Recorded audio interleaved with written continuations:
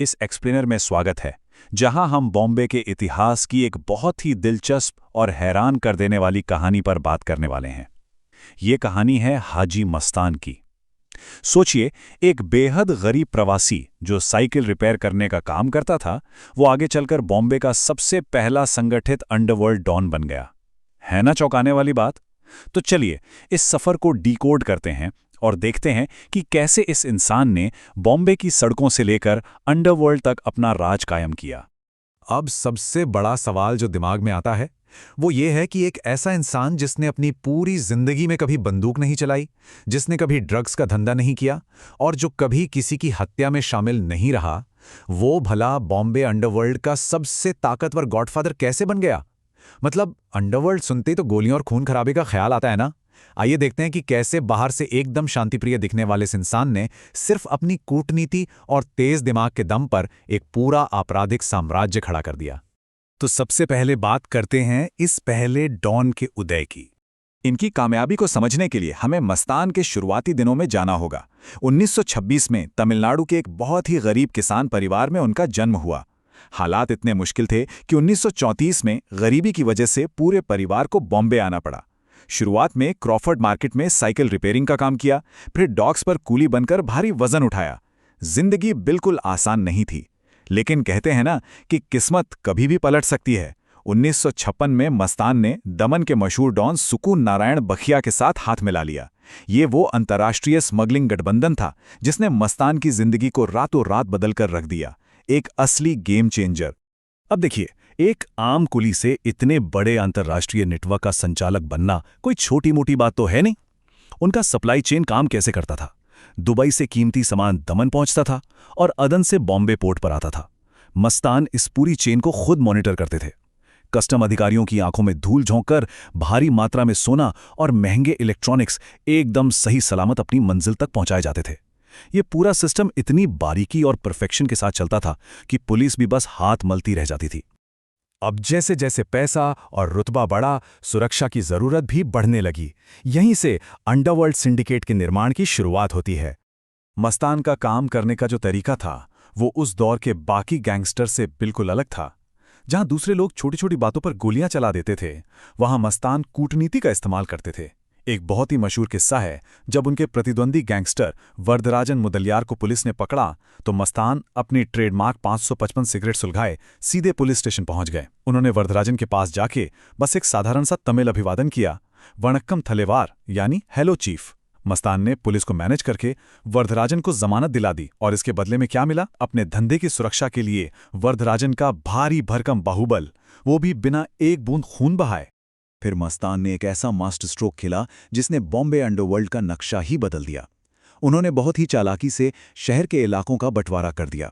South और waste Bombay उन्होंने खुद के पास रखा, क्योंकि सोने की तस्करी के लिए ये इलाका सबसे जरूरी था। और सेंट्रल बॉम्बे का इलाका उन्होंने वरदराजन और पठानों के लीडर करीम लाला को सौंप दिया। इस एक कदम से उन्होंने शहर के सबसे खूंखार दुश्मनों को एक साथ ला खड़ा किया। इस तरह बना बॉम्बे का पहला ऐसा संगठित क्राइम सिंडिकेट जिसे बाहर से तोड़ना बिल्कुल नामुमकिन था। गैंग वॉर बंद हो गई और सबका मुनाफा तेजी से बढ़ने लगा। आगे बढ़ते हैं एक ऐसे गॉडफादर की तरफ जिसकी कहानी में हिंसा के लिए कोई जगह नहीं थी। अंडरवर्ल्ड की उस बेरहम दुनिया में मस्तान के कुछ एकदम पक्के उसूल थे। उन्होंने कभी जिंदगी में कभी भी ड्रग्स, शराब या हथियारों की तस्करी नहीं की। उनकी ईमानदारी का एक किस्सा सुनिए। उनका एक पुराना पार्टनर था शेख गालिब। जब गालिब गिरफ्तार हुआ और पूरे 3 साल के लिए जेल गया, तो मस्तान ने उसके हिस्से का सारा सोना अपने पास सुरक्षित रखा। और जैसे ही गालिब बाहर आया, मस्तान ने उसे उसका 100% सोना वापस कर दिया। उसमें से एक रत्ती भी कम नहीं किया। बिना हथियार उठाए, सिर्फ अपनी जुबान और उसूलों के दम पर उन्होंने लोगों का जो भरोसा जीता, वो शायद बंदूकों से कभी हासिल नहीं किया जा सकता था। हालांकि हर इंसान की जिंदगी में एक ऐसा पल आता है जब उसूल डगमगाते हैं। एक बार मस्तान की यूसुफ पटेल नाम के एक बेहद खतरनाक प्रतिद्वंदी से ठन गई। दुश्मनी इतनी बढ़ गई कि मस्तान ने उसे मरवाने की सुपारी तक दे दी। लेकिन जब हमला हुआ तो यूसुफ के एक वफादार बॉडीगार्ड ने अपनी जान देकर उसे बचा लिया। जब मस्तान को यह बात पता चली तो उन्हें बहुत गहरा झटका लगा। उन्होंने उसी वक्त वो दुश्मनी हमेशा के लिए खत्म कर दी और कहा, जिसे अल्लाह खुद जिंदा रखना चाहता है, उसे मारने वाला मैं कौन होता हूं। ये दिखाता है कि वो किस्मत और ऊपर वाले के फैसलों को अपने गुरूर से बहुत ऊपर मानते थे। खैर, अंडरवर्ल्ड से थोड़ा बाहर निकलते हैं और बात करते हैं बॉलीवुड और राजनीतिक दुनिया में उनके रसूख की। मस्तान की चमक सिर्फ अंधेरी गलियों तक सीमित नहीं थी, वो सीधे बॉलीवुड के रूपहले पर्दे तक पहुंच चुकी थी। दिलीप कुमार, राज कपूर और अमिताभ बच्चन जैसे सुपरस्टार्स से उनके काफी करीबी रिश्ते थे। इनफैक्ट सुपरहिट फिल्म दीवार में अमिताभ बच्चन का आइकॉनिक किरदार बहुत हद तक हाजी मस्तान की जिंदगी से ही प्रेरित था। उनका रुतबा कुछ ऐसा था कि जब वो मशहूर अभिनेत्री मधुबाला का दिल नहीं जीत पाए तो उन्होंने बिल्कुल उनके जैसी दिखने वाली सोना नाम की अभिनेत्री से शादी कर ली। और बात सिर्फ शादी तक नहीं रुकी, अपनी पत्नी को बड़ा स्टार बनाने के लिए मस्तान ने फिल्मों में बेतहाशा पैसा भी लगाया। सोचिए, एक स्मगलर अब बॉलीवुड का बड़ा फाइनेंसर बन चुका था। उनकी नेटवर्किंग और पहुंच का एक और बड़ा ही शानदार किस्सा है कैमी साबुन का किस्सा। उस समय की एक बड़ी राजनीतिक हस्ती थी रुखसाना सुल्ताना।